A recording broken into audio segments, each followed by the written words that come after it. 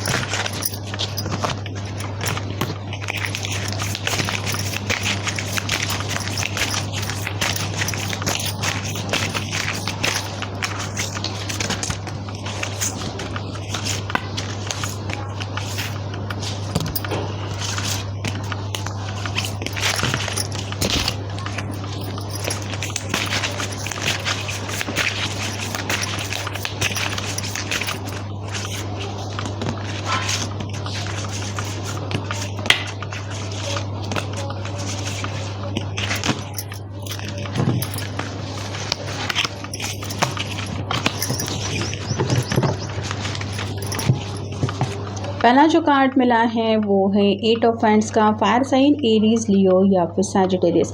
ये पर्सन फिलहाल ज़िंदगी में स्टक महसूस कर रहा है, कई सारे प्रॉब्लम हैं जिनसे ये घिरा हुआ है। और अगर इनका आपके साथ एक अच्छा खासा रिलेशन रहा है जिसमें ये हमेशा आपसे अपने प्रॉब्लम शेयर करते आए हैं, आपकी तरफ से कुछ इनसे उनको गाइडेंस मिला है, कुछ ओपिनियन मिला है, या फिर सिंपली डिस्कशन की वजह से अगर उनके दिल के ऊपर जो बर्डन है उससे ये रिलीज़ कर पाया है अपने आप को, तो यहाँ पे ये पर्सन उसी बर्डन को रिलीज़ करने के लिए आपसे कम्युनिकेट करने के लिए तड़प रहे हैं। मतलब अगर फ़िलहाल आप नाराज़ होने की वजह से इनसे बातचीत नहीं कर रहे तो ये बस आपसे कनेक्ट होकर अपने दिल का बोझ हल्का करना चाहते हैं। शायद काफ़ी वक्त से ये आपको सॉरी कहना चाहते हैं, लेकिन प्रॉब्लम इतने ज़्यादा इनकी ज़िंदगी में एक के बाद एक चल रहे हैं जिसकी वजह से मे बी उनको सही वक्त नहीं मिला आपसे बातचीत करने के लिए। अगला कार्ड है द मैजिशियन का। मैनिफेस्टेशन काफ़ी वक्त से कर रहे हैं, दुआएं प्रार्थनाएं चल रही है। मतलब सीरियसली अगर आप उनको माफ़ कर नहीं रहे हैं तो ये डिवाइन से तो ब्लेसिंग्स लेने की कोशिश कर रहे हैं कि मुझे बस एक मौका चाहिए अपने पर्सन से माफ़ी मांगने का। कई बार ये दिल के ऊपर जो बर्डन होता है वो इतना हेवी बन जाता है कि ज़िंदगी में रोज़मर्रा के प्रॉब्लम्स फेस करना भी इंसान को बहुत मुश्किल लगने लगता है। यहाँ पे इनके साथ भी कुछ ऐसे ही हालात है।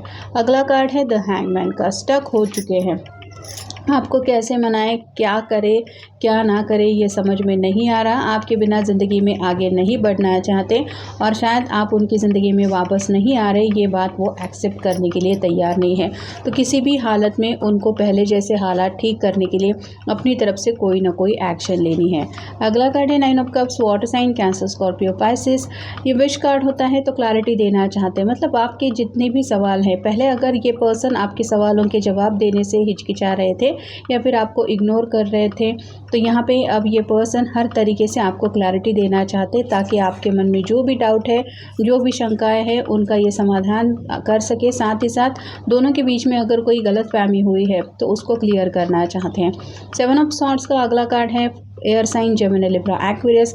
आपने शायद इनको ब्लॉक करके रखा है और ये जैसे चोर है ये घर में घुसने की कोशिश कर रहा है, वैसे ही आपके पर्सन आपसे कनेक्ट होने के सभी रास्ते तलाश रहे हैं। किसी ने तो शायद नंबर चेंज करके भी कांटेक्ट करने की कोशिश की है, लेकिन मे भी आपने उनका कॉल कट कर दिया और ये अब इस बार हार नहीं मानने वाले। अगला कार्ड है page of cups. Water sign, Cancer, Scorpio, Pisces. यहाँ पे भी ये आपको क्लैरिटी देने के लिए तैयार है। मतलब पहले ये पर्सन काफ़ी ज़्यादा कन्फ्यूज थे किसी बात को लेके, तो ये एक्सेप्ट करने के लिए तैयार नहीं थे। अपने जज्बात हो सकते हैं या फिर कोई गलती हो सकती है, लेकिन अब बात बदल गई है। अगला कार्ड है 10 of coins, earth sign, Taurus, Virgo, Capricorn. जैसे 10 मतलब कंप्लीशन का कार्ड होता है, ये खजाना किसी को मिला है, वैसे ही आपके पर्सन अब प्यार की अहमियत समझ चुके हैं और ये आपको खोना नहीं चाहते, इसलिए शायद माफ़ी मांगना चाहते हैं। और फाइनल कार्ड है 8 of wands. Fire sign Aries Leo Sagittarius अकेले पड़ चुके हैं और उनको ऐसा लग रहा है कि एक ऐसी दुनिया में वो ज़िंदगी जी रहे हैं जहाँ पे जैसे किसी को उनकी परवाह ही नहीं है। और वो अच्छी तरीके से जानते हैं कि जितना आपने उनको समझ के लेने की कोशिश की है उतना तो दुनिया में और कोई इनके लिए एफर्ट नहीं लेगा। तो आपकी अहमियत इनको समझ में आने की वजह से आप कह सकते हैं ये माफ़ी मांगना चाहते हैं अपनी गलतियों के लिए। Do you feel like keep missing opportunities? Do you wish the recognise opportunities when they knock? तो यहाँ पे इनको एहसास हो रहा है कि इन्होंने आपके साथ ज़िंदगी में आगे बढ़ने की जो भी इनको अपॉर्चुनिटी मिली थी, जो मौका मिला था, उसको खो दिया है। और अब जैसे लग रहा है कि ज़िंदगी रुक सी गई है, थम सा गया है सब कुछ, और आपके बिना तो इनका कहीं पे मन भी नहीं लग रहा। गिल्टी फील ज़्यादा कर रहे हैं। Are you in tune with the phase of the moon? Do you acknowledge your own cycle? जैसे चांद हर रोज़ बदलता रहता है वैसे ही इनके मूड स्विंग्स काफ़ी ज़्यादा हो रहे हैं। इनका खुद का ही दिल इनको ब्लेम कर रहा है और ये ब्लेमिंग प्रोसेस की वजह से काफ़ी ज़्यादा अपने आप को दोष दे रहे हैं।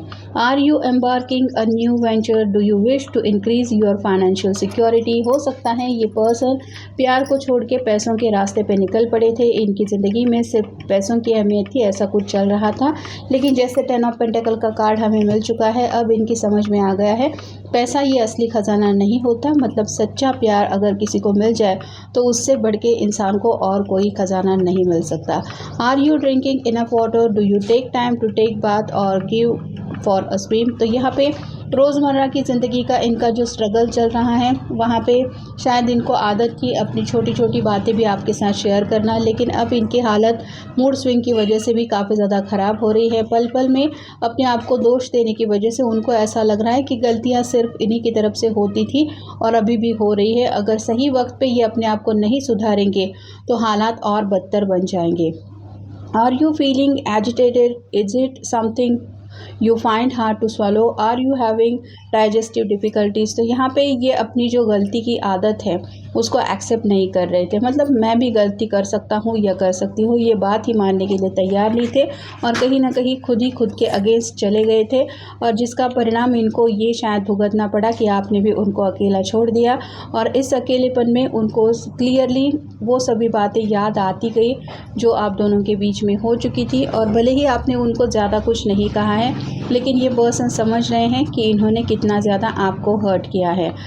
Are people around you suddenly changing their tune? Have you decided it is time to change yours? Do you need to be more flexible like leopard?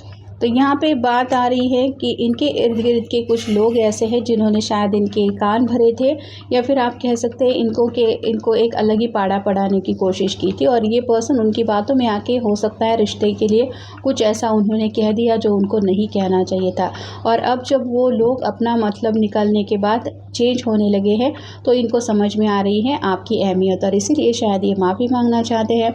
Do you have broken heart? Are you feeling unloved? यहाँ पे उनको लग रहा है कि जैसे अब ज़िंदगी में कोई नहीं है जो उनसे सच्चा प्यार करता है। ये बात ही उनका दिल तोड़ रही है और ये एहसास ही उनको हद से ज़्यादा तड़पा रहा है। Have you been unable to focus on complex task? तो यहाँ पे किसी भी चीज़ में फोकस करने का इनका मन बिल्कुल भी नहीं हो रहा, परेशान हद से ज़्यादा है और कहीं ना कहीं गिल्टी माइंड होने की वजह से बार बार वही बातें उनको याद आ रही है और ये अपने आप को दोष दे रहे हैं। भले ही उनको लग रहा है कि आप माफ़ ना करें, लेकिन ये अपने दिल की सच्चाई तो आपको बताना ही चाहते हैं। First and last thing that comes to me is your name. तो चाहे दिन हो या रात हो, इनके ज़ुबान पे या फिर इनके दिमाग में अगर कोई नाम आता है तो वो है सिर्फ आपका। Let's forget the past, let be friends again. तो यहाँ पे जो कुछ भी आप दोनों के बीच में हो चुका है, ये उन बातों को भुलाना चाहते हैं और आपको कहना चाहते हैं कि तुम मेरे साथ भले ही इस रिलेशनशिप में आगे नहीं बढ़ना चाहते या नहीं बढ़ना चाहती तो चलो कोई बात नहीं, एज अ फ्रेंड ही सही एक दूसरे से कनेक्ट होते हैं। मतलब फ्रेंडशिप्स के ज़रिए ये दोबारा रिश्ते में कनेक्ट होना चाहते हैं और धीरे धीरे वापस ही आपका दिल जीतने की कोशिश करना चाहते हैं। Are you the most beautiful? You are the most beautiful person inside and outside.